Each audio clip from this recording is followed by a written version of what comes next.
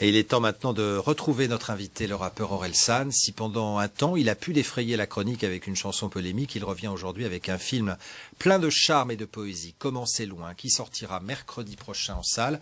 Un film qui ne ressemble à aucun autre, original tant dans la forme que dans le fond. Regardez. Tout a cru qu'on allait percer dans le rap, mon gars, mais on n'a rien de spécial, mon pote, on n'a rien, ok? Comment c'est loin est l'histoire de deux rappeurs un peu losers qui n'arrivent pas à terminer une chanson. Comment j'ai faim? Comment c'est loin? Soumis à l'ultimatum de leur producteur, ils ont 24 heures, pas une de plus, pour venir à bout de leur inspiration.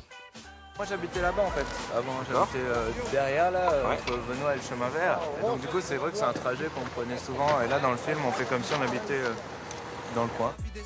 Dans les rues de Caen, ils traînent leur misère joyeuse et nonchalante. Glandeurs célestes, ils sont une bouffée d'air pur dans notre monde où tout est souvent utile et moche. Ils sont inutiles et beaux par leur indolence.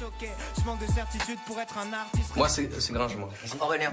Aurel, il s'appelle Aurel en fait. Pour moi le rap c'est easy comme un exercice de maths. Même si t'es mort dans l'œuf, même si t'es mort sur l'île de Pâques. Je rappe, je mets leur album à l'amende avec un seul track, un seul braque. Ces jeunes gardins rêvent de vivre dans une pub de parfum. Non mais ça prend du temps de faire un bon morceau. 5 ans? Bah ouais, mais on peut pas aller plus vite que la musique. Mais... Arrête de te foutre de ma gueule, Gringe. Vous avez fait 7 maquettes en 5 ans. Et si on vous fait un son pour demain? Mais vous êtes pas capable de faire un son, les mecs. Mais si on est capable. Mais non, t'es pas capable, non. Mais si. Non. Mais si. Bah non. Mais si. Je dis que si. Moi, je vais vous donner un seul et unique conseil, les mecs, et ça va être le meilleur. Abandonnez. Et je serais pas un peu pédé, ton copain? Ton double menton, c'est une putain de zone érogène. Tu m'étonnes, personne te touche jamais, ton corps entier ça doit être une zone érogène.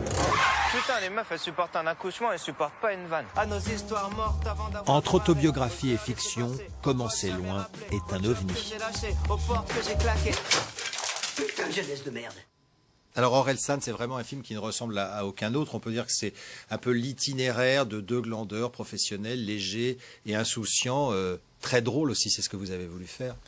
Ouais, exactement. Bah, c'est une comédie déjà, donc c'est vrai que c'est important que les blagues fonctionnent. Après, il y a des gens qui trouvent que ça ressemble à rien d'autre parce que c'est à la fois il y a de la musique, mais c'est pas une comédie musicale.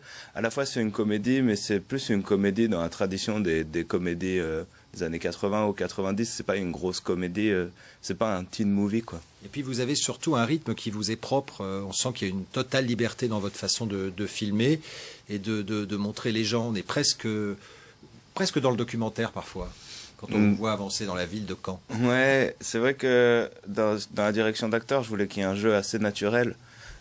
Du coup, je trouve que ça ressemble bien à ces personnages. Après, ça dépend des acteurs. Mais c'est vrai que des fois, documentaire peut-être pas, parce qu'il y a quand même une vraie histoire et une belle image. Mais c'est vrai que des fois, on est quand même dans un truc très réaliste, quoi. Enfin, documentaire, je voulais dire surtout filmer la vie comme elle se passe. Ah oui. Vous faites jouer même votre grand-mère dedans, donc c'est pas une comédienne.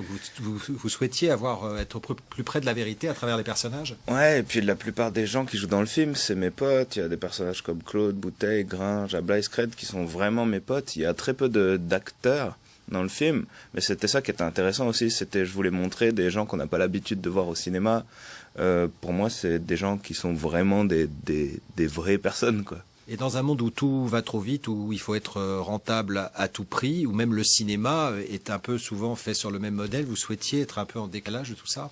Ouais, je voulais être en décalage. C'est pour ça que j'ai choisi de faire un film avec un budget raisonnable. Je voulais pas être contraint d'affronter des multinationales qui me disent ce que je dois faire. Et du coup, je pense aussi que ça sert l'histoire. C'est l'histoire de deux mecs qui doivent faire une chanson. Ils ont 24 heures pour faire cette chanson. Mais les gars, c'est des branleurs et eux-mêmes savent pas vraiment s'ils veulent faire de la musique ou ils sont dans une sorte d'entre-deux âges, quoi. Ça parle vraiment de cette période où tu sais pas trop quoi faire de ta vie. Alors c'est un retour aux sources pour vous parce que c'est votre région, la Haute-Normandie, la région de Caen. Vous avez souhaité tourner là-bas et les habitants, on a vu les images qui ont été tournées par nos confrères de France 3 Normandie.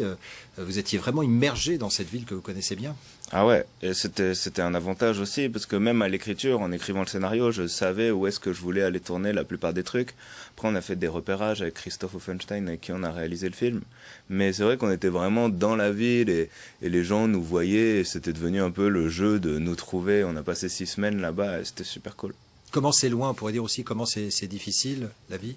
Ouais, c'est les gars, ils se sont pas trouvés, donc ils sont pas en accord avec eux-mêmes, donc ils ont du mal à être heureux, en fait, tout simplement. Alors Orelsan, c'est vrai que je le disais en vous présentant, vous êtes précédé, vous arrivez précédé d'une image, il y a eu cette polémique il y a quelques années, et souvent les gens n'ont retenu que cela de vous. Ouais. Est-ce que ça correspond à la réalité ? Parce que quand on voit ce film, c'est un film d'une tendresse et d'une générosité incroyable. Bah ouais, c'est pour ça que toutes ces histoires de polémique, c'était un peu n'importe quoi.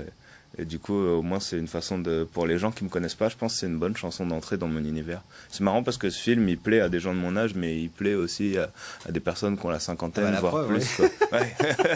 Alors, il y a aussi la musique, hein, parce qu'on l'a entendu dans le sujet, mais il y a également le disque qui sort, Comment c'est loin, qui sort le même jour que le film. Ouais, le même jour que le film. Donc c'est aussi un album... En fait, dans le film, il y a des chansons qu'on a écrites exprès pour le film, mais qui durent jamais plus d'1 minute. Et donc là, c'est les chansons dans leur intégralité, quoi. Merci beaucoup Orelsan d'être venu nous voir ce samedi soir. Le film sort mercredi prochain, Comment c'est loin. Merci infiniment. Merci. Et à très bientôt.